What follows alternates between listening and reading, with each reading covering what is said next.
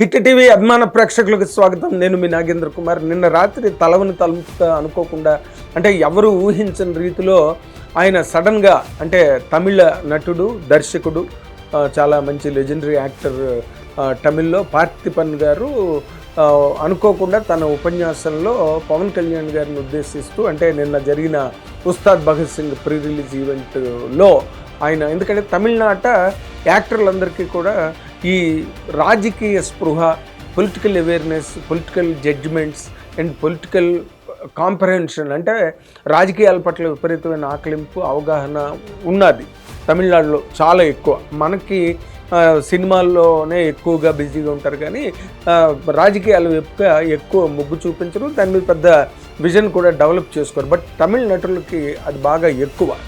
So ఆయన స్టడీలో మరి ఆయన ఏం ఆలోచించారో, ఏం అబ్జర్వ్ చేశారు అన్నది కొంచెం ఒక్క నిమిషం పక్కన పెడితే, ఆయన నోట్లోంచి పవన్ కళ్యాణ్ గారు, పవర్ స్టార్ పవన్ కళ్యాణ్ రేపటి ముఖ్యమంత్రి. ఈరోజు డిప్యూటీ సీఎంగా ఉన్న మన పవన్ కళ్యాణ్ గారు రేపటికి అంటే ఫ్యూచర్లో వన్ ఫైన్ డే ఈ will become a CM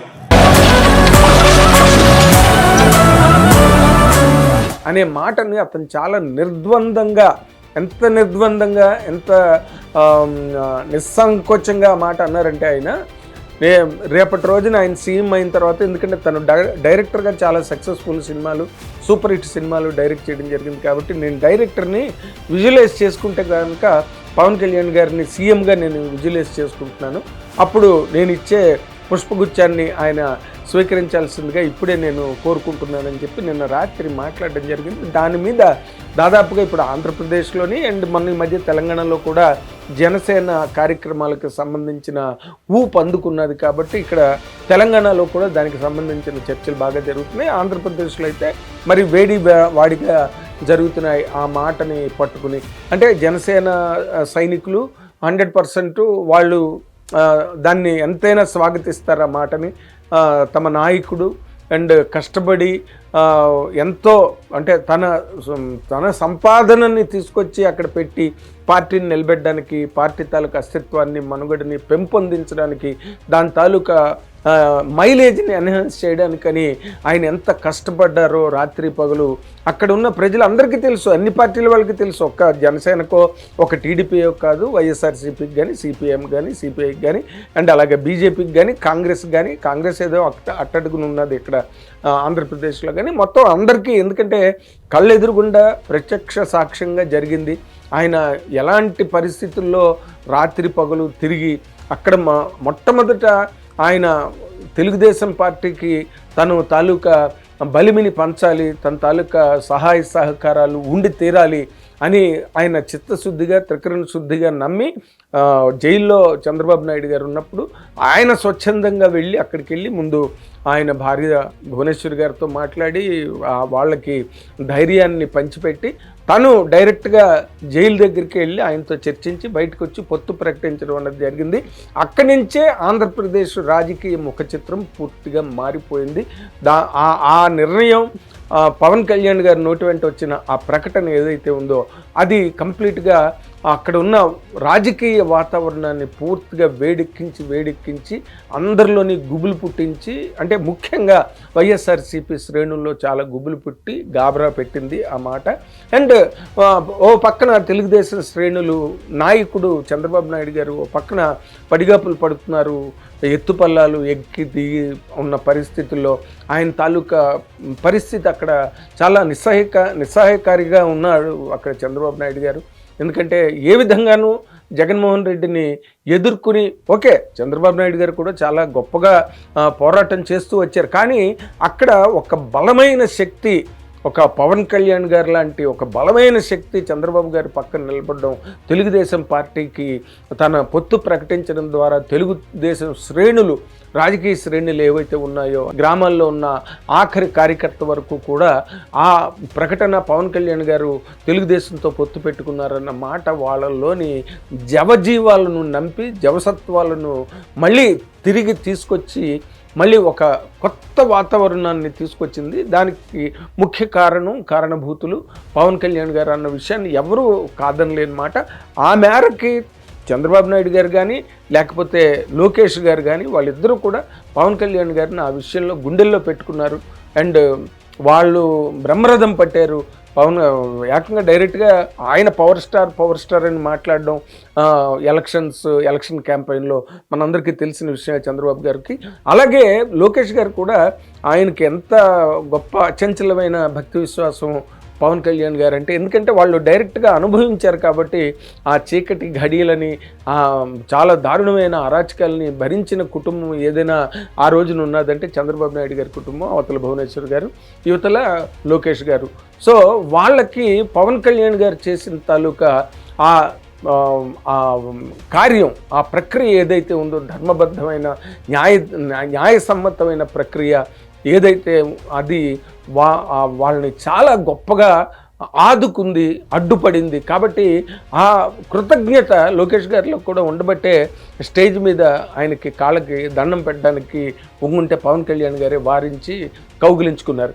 so అలాగే పవన్ కళ్యాణ్ గారి ఫోటోలు పెట్టడం మీద పెద్ద విమర్శలు వచ్చినప్పుడు కూడా వాళ్ళు 100% పవన్ కళ్యాణ్ గారి ఫోటోలు అన్ని ప్రభుత్వ కార్యాలయాల్లో ముఖ్యమంత్రితో పాటు ఉండి తీరాలనే ఒక నిర్ణయాన్ని గట్టిగా బాహాటంగా బిగ్గరగా బయటకి చెప్పారు. అదంతా కూడా పవన్ కళ్యాణ్ గారి పట్ల వాళ్ళకున్న ఒక కృతజ్ఞతా భావానికి అది ప్రధానమైన సంకేతం. అండ్ పవన్ కళ్యాణ్ గారు అన్ని విధాల సర్వ హక్కులు అక్కడ ఆ ప్రజా జీవనం మీద ఆయన గెలిచిన గెలుపు ద్వారా, ఆయన సంపాదించుకున్న స్థానం ద్వారా ఆయన ఆ ఫోటోలు ఆయనకి పెట్టడానికి ఆయనకు అన్ని రకాల అర్హతలు ఉన్నాయి. కాబట్టి ఇంకెవరు దాన్ని కాదనలేకపోయారు ఫైనల్గా వచ్చేసరికి. ఇక్కడ పాయింట్ ఏంటంటే, ఇక్కడ పవన్ కళ్యాణ్ గారు రేపటి సీఎం అన్న దాని మీద అంటే ఆయన డిప్యూటీ సీఎంలు ఎంతమందో ఉన్నారండి. మనకేదో దేశాధ్యక్షుడిలాగా రబ్బర్ స్టాంప్ అంటారు చూడండి దేశాధ్యక్షుడని.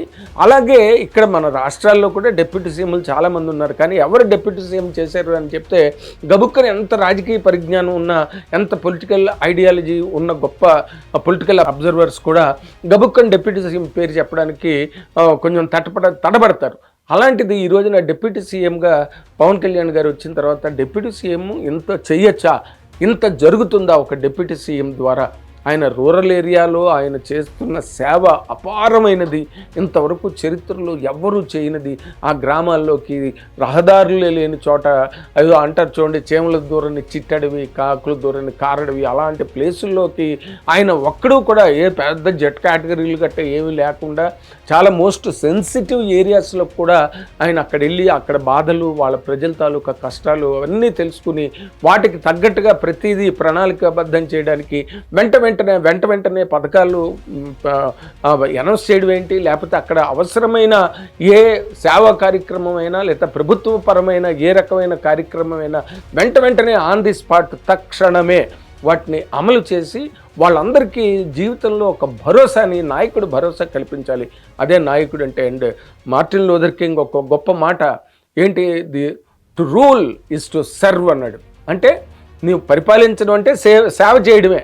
ఆ సేవ చేయడం ద్వారానే నీ పరిపాలన, నీ అధికారము, లేకపోతే నీ హోదా, నీ రాజకీయపరమైన నీ అంతస్తు, లేకపోతే రాజకీయంగా ప్రభుత్వ పరంగా నీకున్న ఉన్నత స్థానాలన్నింటినీ కూడా నువ్వు నిరూపించుకోవాలి.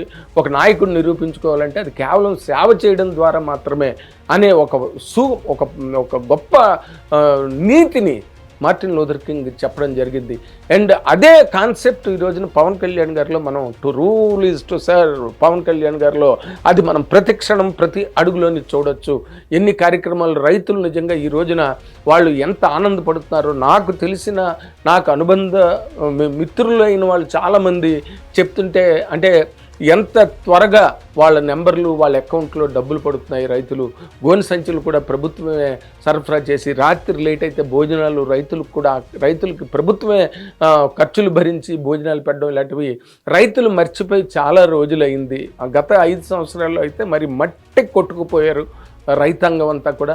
అలాంటి వాళ్ళందరినీ కూడా మళ్ళీ అటువంటి సెక్టార్స్ అన్నింటినీ కూడా పవన్ కళ్యాణ్ గారు వచ్చి అమితంగా ఆదుకుంటున్నారు, ఆదరణ పంచుతున్నారు. వాళ్ళందరికీ ప్రభుత్వపరమైన ఫలాలు ఎలా అందాలన్న దాని మీద రాత్రికి రాత్రి నిర్ణయాలు తీసుకుని వెంటనే వాటిని అమలు చేసి వాళ్ళు కన్ను రెప్పపాట్లో ఆ కార్యక్రమాలన్నీ అక్కడ జరిగిపోతుంటే వాళ్ళందరూ కూడా జేజేలు పలికి పవన్ కళ్యాణ్ గారికి బ్రహ్మరథం పడుతున్నారు. ఈ పాయింట్లన్నీ నేను ఎందుకు ఇప్పుడు చెప్తున్నానంటే, రేపటి సీఎం అన్న కాన్సెప్ట్ మీద నిన్న పార్థిపన్ గారు ఎందుకన్నారో ఆ మాట తెలియదు కానీ, బట్ దానికి సంబంధించిన రెలవెన్స్ మాత్రం బాగా కనిపిస్తున్నది బయట. ఈ రోజున ఆంధ్రప్రదేశ్ అంతా దీని మీద చర్చలు బాగా జరుగుతున్నాయి.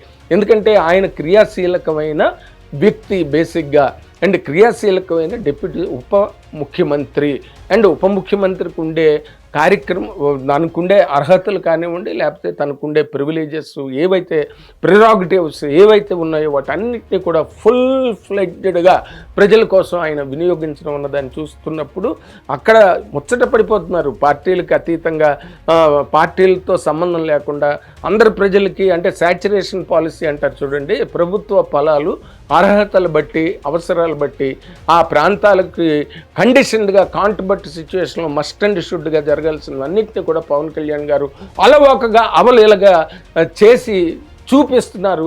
ఇవన్నీ కూడా ప్రజల్లోని ఒక రకమైన గొప్ప గట్టి విశ్వాసం, గట్టి భరోసా పవన్ కళ్యాణ్ గారి మీద కలుగుతోంది. సో ఇక్కడ మన తెలుగుదేశం పార్టీ గెలిచి అన్ని సీట్లు గెలిచి, ఈయన 21కి 21 గెలిచి ఇంకొన్ని సీట్లు కనుక ఇచ్చి ఉంటే అన్ని సీట్లు గెలిచి ఉండేవారు పవన్ కళ్యాణ్ గారు. అలాంటి ట్రెండ్ పట్టుకొచ్చారు ఆయన.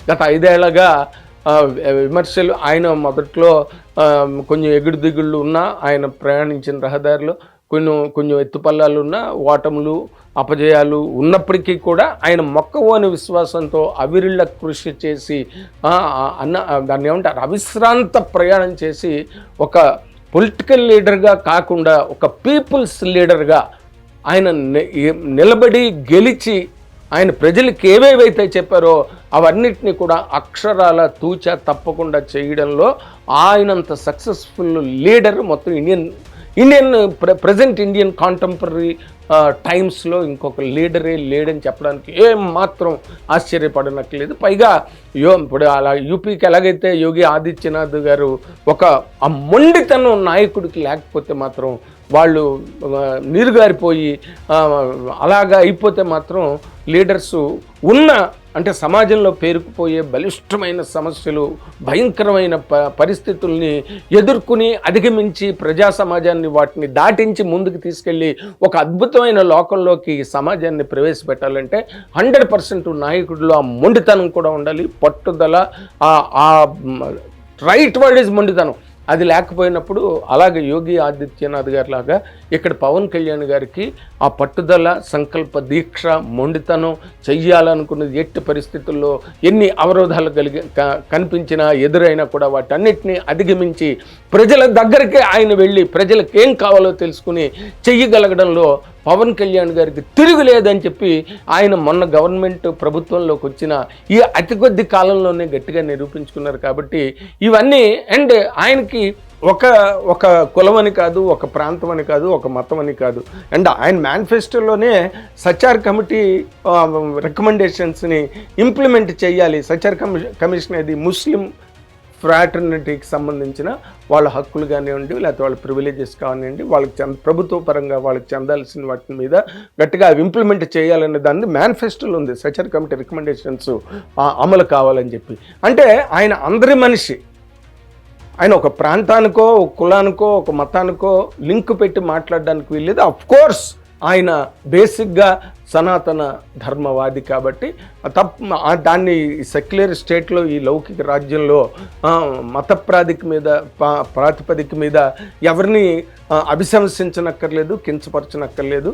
ఆయన మతపరమైన మత సహనం అంటాం చూడండి, రిలీజియస్ టాలరెన్స్, వాటిని పవన్ కళ్యాణ్ గారు చాలా గొప్పగా వాటిని అబ్జర్వ్ చేసే మనిషి. లేకపోతే మొన్న ఆయన ఎవడో ఒక ఫాస్టర్ గారు వచ్చి సనాతన ధర్మం మాట్లాడితే మొక్కలుగా నరికేయాలని చెప్పి మాట్లాడినప్పుడు కూడా పవన్ కళ్యాణ్ గారు శ్రేణులు, ఆయన అభిమానులు వీళ్ళందరూ కూడా రెస్పాండ్ అయ్యి రియాక్ట్ అయ్యి మాట్లాడారు. కానీ పవన్ కళ్యాణ్ గారు చాలా సంయమనం పాటించి ఒక్క మాట కూడా తోలలేదు ఎక్కడ కూడా.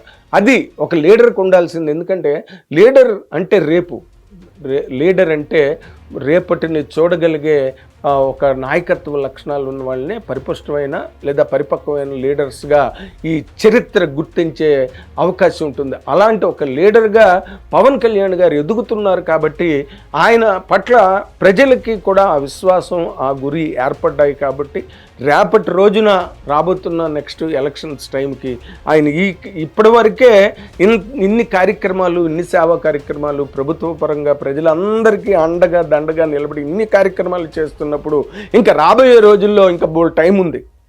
ఇంకెన్ని కార్యక్రమాలు ఆయన చేయగలరు, ఎంత మేలు జరుగుతుంది ప్రజలకి, ఎంత శ్రేయోభివృద్ధి జరుగుతుంది, వెల్ఫేర్ అండ్ డెవలప్మెంట్ ఆస్పెక్ట్లో ఆయన కంటి మీద కునుకు లేకుండా పనిచేస్తున్నారు. అది అందరికీ, ప్రజలందరికీ తెలిసిన విషయమే. అందుకే మధ్య ఉండవల్లి అరుణ్ కుమార్ గారు కూడా ఆయన ఆ మాట అన్నారు, ఇది అవ్వాలని కోరుకుంటున్నాను నేను పవన్ కళ్యాణ్ అని. సరే, ఉండవల్లి అరుణ్ కుమార్ గారు అన్నారు, ఆయన కోరుకున్నారని కాదు, కానీ ఏదైనా కూడా వర్తమాన రాజకీయ పరిస్థితుల్లో ప్రజల ఆశలు ఎవరైతే ఫలింప చేయగలరో, ప్రజల అవసరాలను, వాళ్ళ ఆశయాలను ఎవరైతే నిలబెట్టగలరో వాళ్ళకే ఈ రాజకీయ భవిష్యత్తు ఉంటుంది తప్పితే కోటరీలు కట్టుకుని లోపల 4 గోడల మధ్యలో కూర్చుని చర్చలు జరిపే వాళ్ళకి ఉండదు. జగన్మోహన్ రెడ్డి గారికి ఏమైంది, తీసుకొచ్చారు నమ్మకంతో, ఒక ఛాన్స్ ఇవ్వమంటే పట్టుకొచ్చారు, బ్రహ్మాండమైన మెజార్టీలతో గెలిచాడు ఆయన లాస్ట్ టైము. ఈసారి ఏమైంది, 11 సీట్లకి పడిపోయాడు. అంటే ఏంటి, ప్రజలు they are not ready to believe you, they are not ready to endorse your candidature, నువ్వు అక్కర్లేదు మాకు అనే ఒక గట్టి తీర్పునివ్వగలిగే గడుస్తాను అనండి, లేకపోతే వాళ్ళ తాలూకా పట్టుదల అనండి, ఏదైనా కూడా ఓటింగ్ టైంలో తెలిసిపోతాయి. మొన్న ఎలక్షన్ ఓటింగ్ కూడా ఎంత రాత్రి పగులు జరిగింది. ఇవన్నిటినీ మనం కనుక క్రోడీకరించి చూసుకుంటే రేపటి రోజున ముఖ్యమంత్రిగా ఆయన అవడం అన్నది today is no less than a CM. ఇప్పుడు కూడా ఎందుకంటే చంద్రబాబు నాయుడు గారికి కానీ, లోకేష్ గారికి కానీ, లేదా మన తెలుగుదేశం పార్టీ శ్రేణులకు కానీ పవన్ కళ్యాణ్ గారి పట్ల ఒక గౌరవం, ఒక మర్యాద, ఒక నమ్మకం ఆయన పట్ల, ఆయన వ్యక్తిత్వం పట్ల అవన్నీ ఉన్నాయి. కాబట్టి రేపటి రోజున ఈ కార్యక్రమాలన్నీ ముందుకు జరిగి రేపు ఆయన సీఎం అయినా ఆశ్చర్యపడాల్సిన అవసరం లేదు. సీఎంగా ఆయన అన్ని రకాలుగా అర్హుడు ఆయన అనేది ఇంకా రాబోయే రోజుల్లో ఇంకొంత రూఢి అవుతుంది. కాబట్టి దానికి కొంత గట్టి ప్రాతిపదిక కూడా అప్పుడు ఏర్పడుతుంది. Thank you very much. Hit TV app, ఇందులో short news, live news, entertainment shows, movies, digital magazines తో పాటు మీ జిల్లా వార్తలను కూడా ఫ్రీగా చూడొచ్చు. ఇంకెందుకు ఆలస్యం, వెంటనే హిట్ టీవీ యాప్ ని డౌన్లోడ్ చేసుకుని ఫ్రీగా ఎంటర్టైన్మెంట్ పొందండి. Hit TV app. Hit TV app. Please download hit TV app. Hit TV app ని ఫ్రీగా డౌన్లోడ్ చేసుకుని ఎంజాయ్ చేయండి. మీకు నచ్చిన ఎంటర్టైన్మెంట్ కోసం హిట్ టీవీ యాప్ ని ఫ్రీగా డౌన్లోడ్ చేసుకుని ఎంజాయ్ చేయండి. హిట్ టీవీ యాప్ ని డౌన్లోడ్ చేసుకుని ఆస్వాదించండి, ఆశీర్వదించండి. ఇంతమంది సెలబ్రిటీలు హిట్ టీవీ యాప్ ని డౌన్లోడ్ చేసుకోండి అని చెప్తున్నారంటే ఎంత మంచి యాప్ ఆలోచించండి. అమెరికాలో చదవాలనుకునే వాళ్ళకి విశ్వసనీయమైన పేరు మన శౌర్య కన్సల్టెన్సీ. UK లో 1 year masters, UK లో 1 year masters, 2 years work permit up to 5 years visa. Contact Saurya Consultancy. Contact 89851 89851.